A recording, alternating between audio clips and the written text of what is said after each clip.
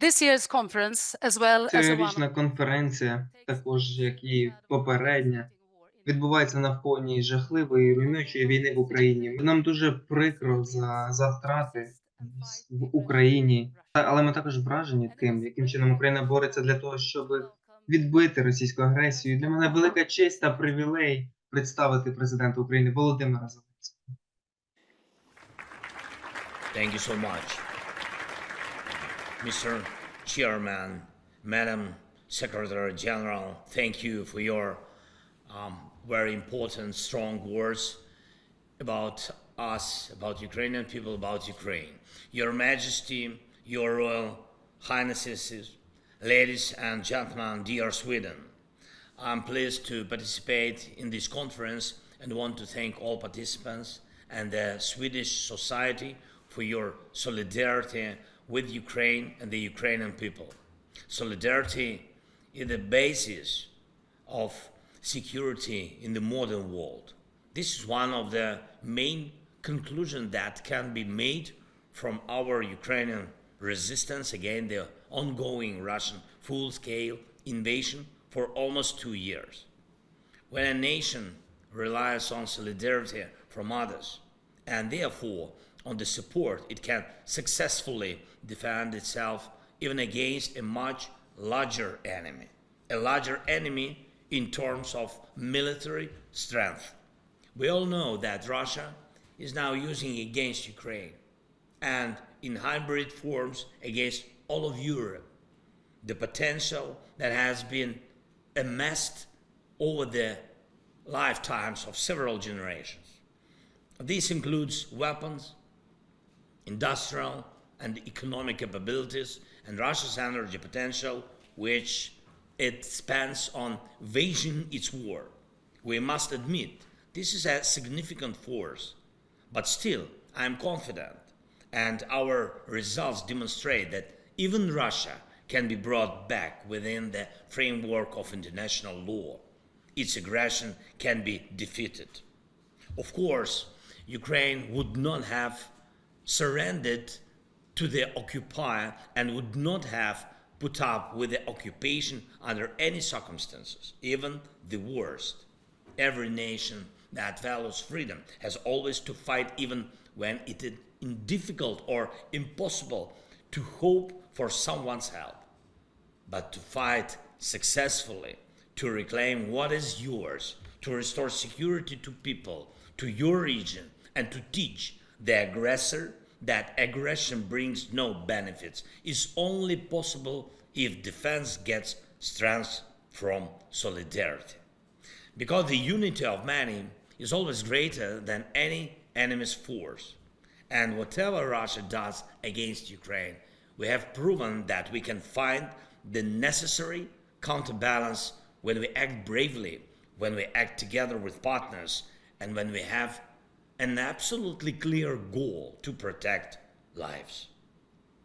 Now, in the time after Christmas, in the new year, Russia tried again to bring Ukraine to its knees with air strikes, large-scale attacks.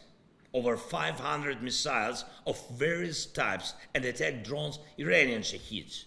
Special combined attacks aimed at overloading our air defense and striking critical infrastructure. We are protecting the Ukrainian people from this, thanks to air defense systems and other weapons provided by our partners. Sweden has helped us in this regard, and this is one of the obvious victories of solidarity over terror. Almost all of the last year, Russian forces were constantly trying to advance on Ukrainian soil. They spared no human lives or weapons, especially artillery and bombs. But what has Russia achieved? Ukraine has not given up its positions, maintains the necessary bridgeheads, and destroys the logistics, warehouses, and headquarters of the occupiers. We do not allow the Russian occupation to become entrenched. And one of the most significant contributions to this is the manifestation of Swedish solidarity with Ukraine, namely your defense support, the brilliant CV-90s, mighty archers and other weapons and equipment you provided to help our state and save the lives of our soldiers. And I thank you for your help. Political solidarity is equally important. It motivates the most, adds emotional strength, and conforms to nations. They are not alone.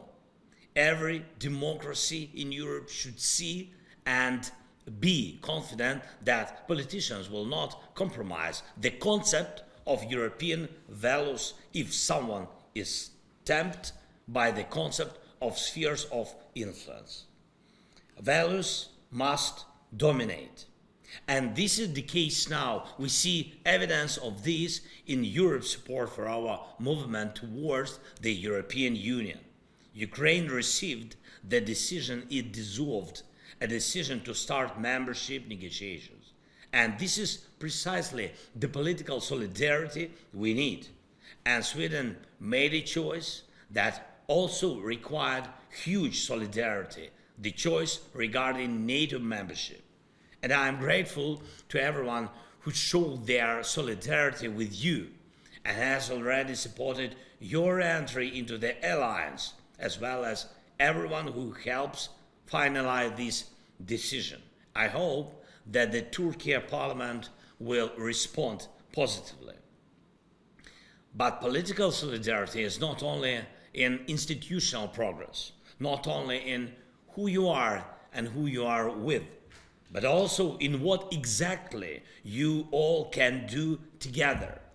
2 years of this war have proven that Europe needs its own sufficient arsenal for the defense of freedom, its own capabilities to ensure defense, its own potential that will allow all of Europe or any part of it to stand and preserve itself under any global situation. The alliance is good, but the viability of parts of the alliance is not just better, it is what will always help keep the alliance whole, effective, and a global security leader. And to create an arsenal for the defense of freedom, Europe needs joint weapons production, much larger scale production than now. We see that Russia's aggressive ambitions can be stopped only where there is sufficient strength to stop them. And we will provide such strength only together, in solidarity, only by working with each other to strengthen each other. Regardless of which political moods will dominate on both sides of the Atlantic, our strength can and should be sufficient to protect our way of life. Ukraine has already begun joint defense activities with Turkey, Romania, Poland, Great Britain. We have corresponding agreements with Czechia, the United States, and Germany. And of course, our proposal for you to work together, to produce together, to strengthen together. Ukraine is already and will always be one of the most significant European donors of security. We strive for the best weapons and technology in the world, for our own security and the security of our partners. So joint production with Sweden is a priority for us. And I am confident that the day will come when we will be able to see the opening in Ukraine of the first joint production with you. Our solidarity must go this way for our common interests, joint security. And please always be active in protecting everything that is and can keep together the world, the free world. The more we do together, the fewer chances the enemies of freedom have to break us. Thank you for your attention. Thank you, Sweden. Slava Ukraini.